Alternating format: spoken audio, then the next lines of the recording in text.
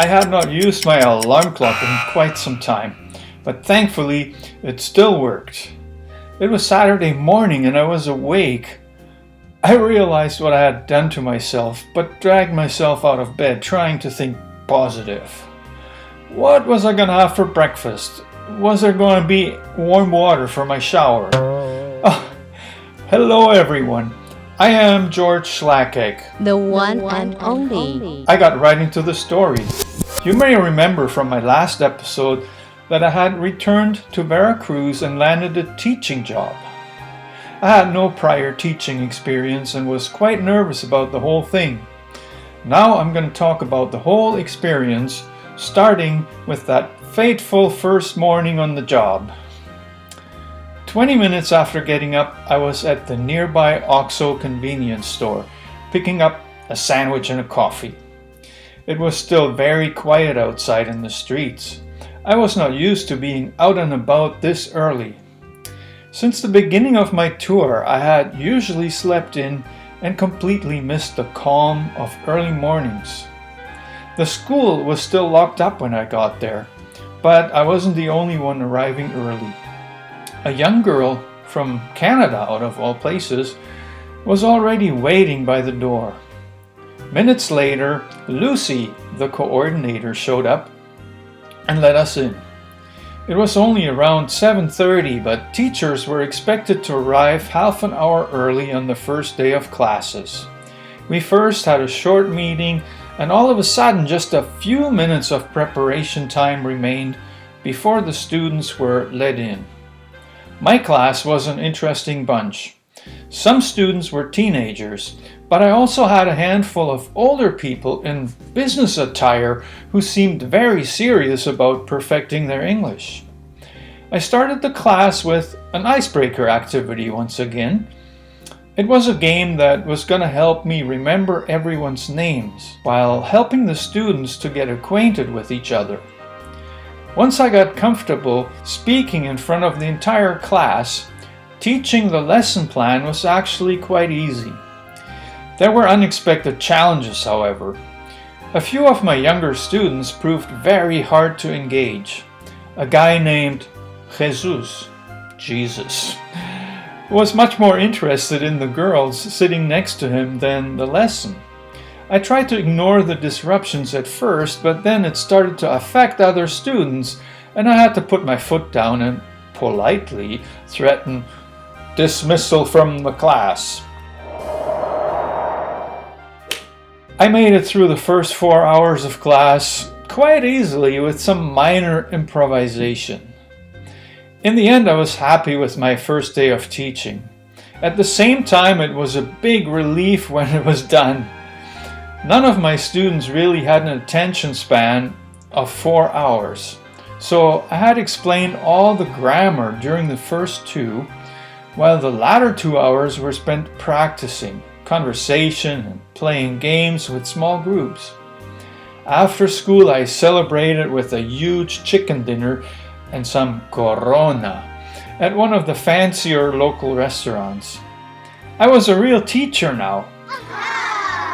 The next day was going to be Sunday, and I had nothing on the agenda at all except to sleep in until noon. That was exactly how I started my Sunday. The temperature in my room was hot when I finally got out of bed. Outside it was picture-perfect sunshine, so I decided to take the bike to the beach and go swimming. Veracruz has a beach right in the city, but the nicer stretches of sand are a short bike ride away in the suburb of Boca del Rio. It was easy to reach via the boulevard that follows the shoreline. I spent the entire afternoon at the beach and almost forgot that I had a lesson to teach at 7 o'clock the next morning. I had been told the TOEFL class was quite easy. Advanced students who already spoke English fluently. The only thing they were missing was a certificate that would qualify them to attend an English-speaking university. Still, I was a bit nervous about teaching them because I was unsure of what to expect. What was I going to do with them? The class was supposed to consist of 4 or 5 students, some of who would not be able to attend every morning. All I had for preparation was a book Lucy had lent me. It was full of test questions. She had suggested I'd use the computers in the language lab to run the students through test after test, using a program with the same questions that were also in the book. I had a slightly different idea. Getting up at 6 in the morning on Monday was rough, but I managed. I walked through the deserted streets to the convenience store, bought some junk food and coffee just to tie me over, and continued on to the school. My classroom was called Alberta, after the Canadian province I now call home, as if this was a sign of things to come. It was the only room that was equipped with computers that I had not had a chance to try out. It was a good thing that I had arrived a few minutes early, as it gave me a chance to get acquainted with the equipment. It didn't really bother me when no students had showed up yet at 7:10. Finally, at 7:15, I had 3 students and simply started them on the same exercises I had been playing with for the past half hour. By 7:30, I actually had 4 students. After letting them answer test questions for another 10 minutes or so, I decided to search the internet for a Canadian radio station. We caught a discussion on CFRB 1010 in Toronto, which dealt with problems of snow removal. My students, who had never seen snow in their lives, were instantly hooked. The program lasted exactly up to the end of our lesson. At 8 o'clock, I simply sent them off, asking them to prepare a short summary of the program they had listened to. I felt pretty good about my idea and went for breakfast at a nearby outdoor cafe. For the next month and a half or so, the pattern didn't change much. I got used to getting up early, spent most of my Fridays preparing lessons, attended meetings, and probably became a much better teacher. When the weather was good, I took bike rides to various beaches in the region. The rest of the time, I took walks around town and spent visits to Jorge at NBC, who had already supplied me with a new tire and had become my best friend in town. I totally fell in love with the neighborhood around my hotel. There was a large park at the market, all within 1 block. Right outside my door were a bakery, a sidewalk restaurant that had the best quesadillas in town, and the laundry service. A fruit store was just a few steps away, and beer could be had at 2 different outlets depending whether I wanted Corona or Sol. The famous aquarium of Veracruz was only a 5-minute walk away, and along the route were a number of really good eateries. It didn't take me long to feel totally at home in Veracruz, almost ready to settle here for the long haul.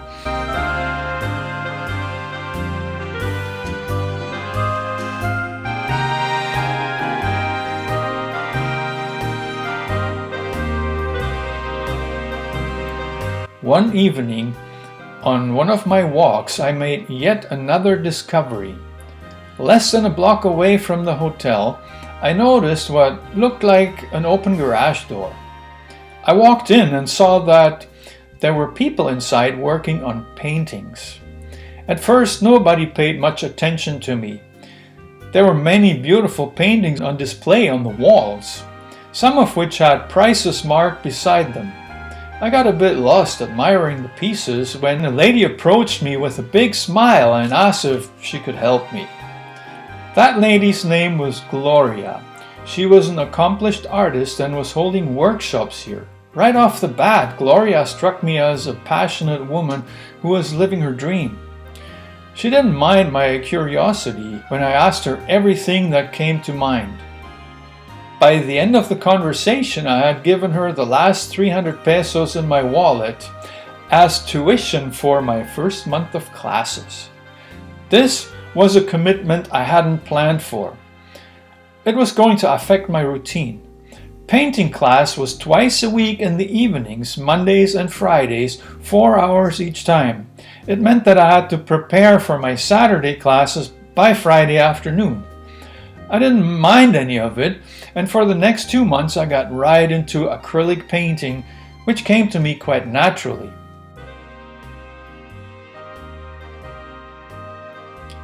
The first payday at the school was rather disappointing.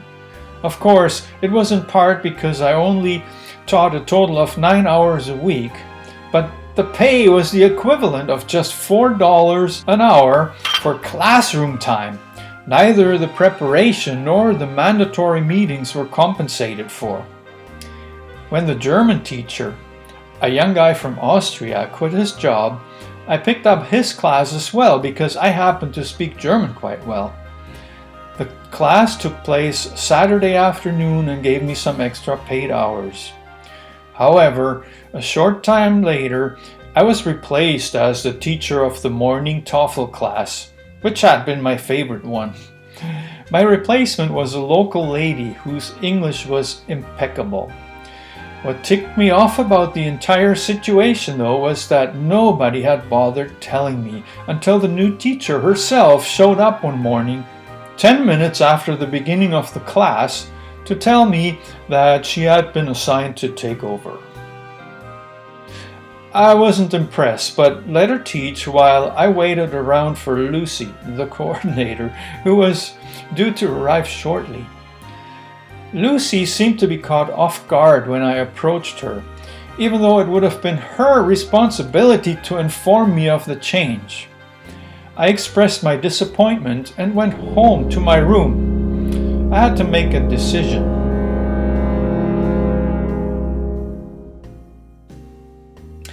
After some contemplation, I simply logged onto the internet and wrote my first ever resignation email in Spanish, giving a week's notice. I would teach my upcoming classes the following Saturday, and that would be the end of my career with Kiosk International. The Carnival of Veracruz, Mexico's biggest, was about to begin, and I would enjoy it to the fullest, not having to worry about classes.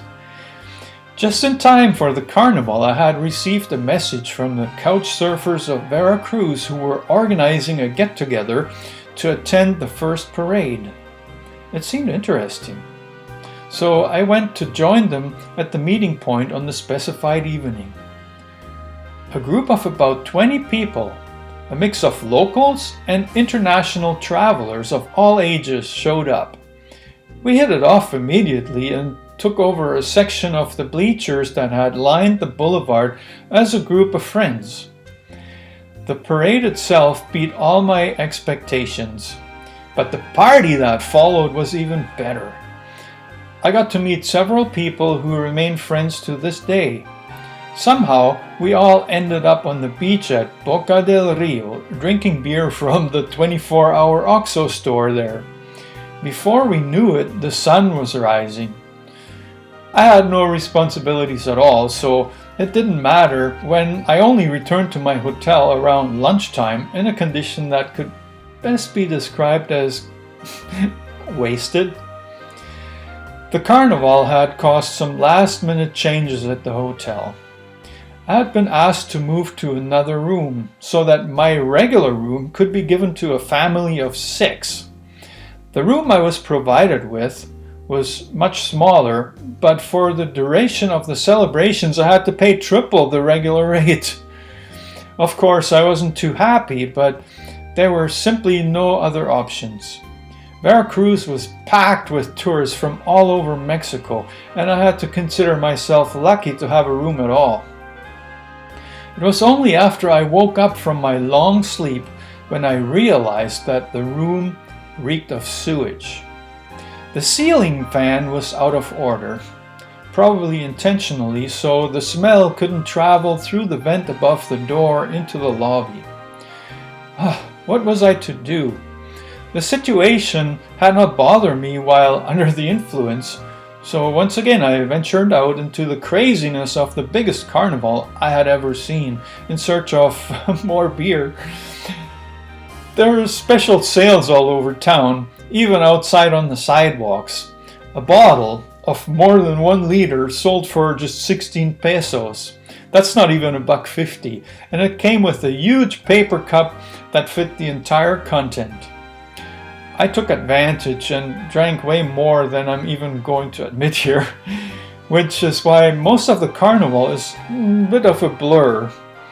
I know I had fun while it lasted and sobered up as soon as it was over. That was when I got to move back into my regular room. Even after the carnival, for a few weeks I became the perfect beach bum, often taking the bike to a deserted place by the ocean, spending the entire day building sandcastles and swimming in the ocean. Later, I'd go to an outdoor restaurant for supper before returning to my neighborhood for a stroll. It was a fantastic life, completely without worries, at least for a while. Things got even better one evening at the painting class. I was hard at work on a painting when I noticed that someone was looking over my shoulder. She was an attractive woman, right around my age. At the time, I was single and became immediately interested. Apparently, she loved the attention. Muriel, as I'll call her here, had walked into the painting class exactly the same way I had done weeks prior. I had never seen her there before, and now my Spanish was coming in quite handy. Before I knew it, we were engaged in a conversation. Suddenly, Gloria stood beside us and asked her to kindly leave the studio as to not distract her students from their work. Muriel handled the situation gracefully, but before she left, she passed me a note with her name and email address on it. I winked as she left, and she responded with a smile. Later that night, I sent out an email to her just to let her know that I had enjoyed our conversation and would like to meet again. The response came almost right away, confirming that she too would love to meet again. I almost got excited, but then she messaged that she had only stopped in Veracruz for a few hours to visit her daughter. She had discovered the paint studio on her way back to the bus depot and had decided to step in to kill some time. For the next few weeks, Muriel and I exchanged emails and made plans for when we would meet again. It turned out she lived in Coatzacoalcos and frequently traveled to Jalapa for business. Eventually, the emails became sporadic. I pretty much forgot about her as I had lost hope that we'd ever cross paths again. Well, my friends, the story is in my book. Destinations are fake. If you'd like a copy, check out the link in the description. Whatever you do, smash the like button and join me for the next episode. And if you haven't done so yet, become a subscriber. It's free.